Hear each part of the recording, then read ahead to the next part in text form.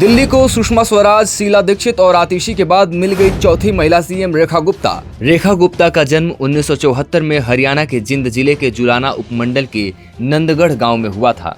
जब वो महज 2 साल की थीं, तब उनके पिता को स्टेट बैंक ऑफ इंडिया में मैनेजर की नौकरी मिली। इसके बाद वो दिल्ली आ गए और कुछ महीनों बाद 1976 में पूरा परिवार दिल्ली में बस गया। रेखा गुप्ता की पूरी पढ़ाई दिल्ली में हुई। रेखा को समाज के लिए कुछ करना था, इसलिए उन्होंने वकालत करने का सोचा।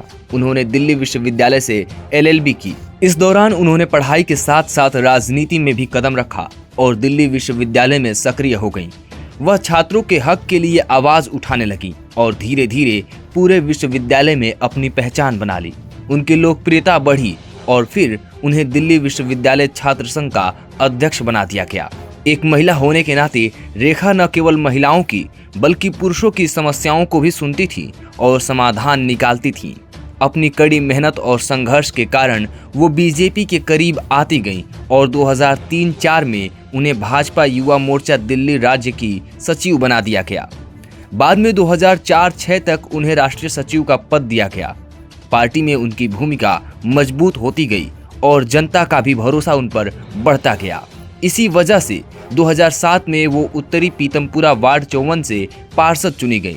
इस दौरान उन्होंने अपने इलाके में लाइब्रेरी, पार्क और स्विमिंग पूल जैसी सुविधाओं पर ध्यान दिया। इसके अलावा महिलाओं और बच्चों के कल्याण के लिए सुमेधा योजना की शुरुआत की, जिससे आर्थिक रूप से कमजोर छात्राओं को उच्च शिक्षा प्राप्त करने में सहायता मिली।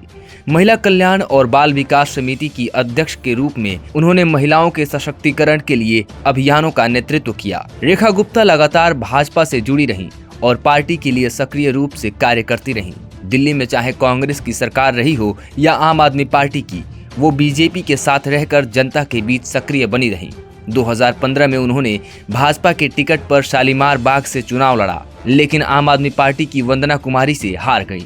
हार के बावजूद उन्होंने अगले चुनाव की तैयारियां जारी रखी। 2020 के दिल्ली विधानसभा चुनाव में भी उन्होंने वंदना कुमारी के खिलाफ चुनाव लड़ा, लेकिन करीब 3000 वोटों से हार गई। हालांकि इन हारों के बावजूद भाजपा को उन पर पूरा भरोसा था।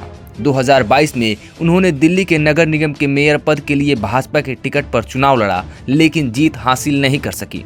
फिर 2025 में उन्होंने शालीमार बाग से विधानसभा चुनाव लड़ा और आम आदमी पार्टी की उम्मीदवार वंदना कुमारी को 29,595 वोटों के बड़े अंतर से हराया।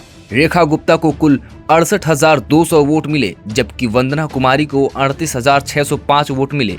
अगर उनकी संपत्ति की बात करें तो उनके पास लगभग 5 करोड़ 31 लाख रुपए की संपत्ति है और उन पर 1 करोड़ 20 लाख रुपए की देनदारियां हैं। रेखा गुप्ता ने 28 जून 1998 को मनीष गुप्ता से शादी की थी।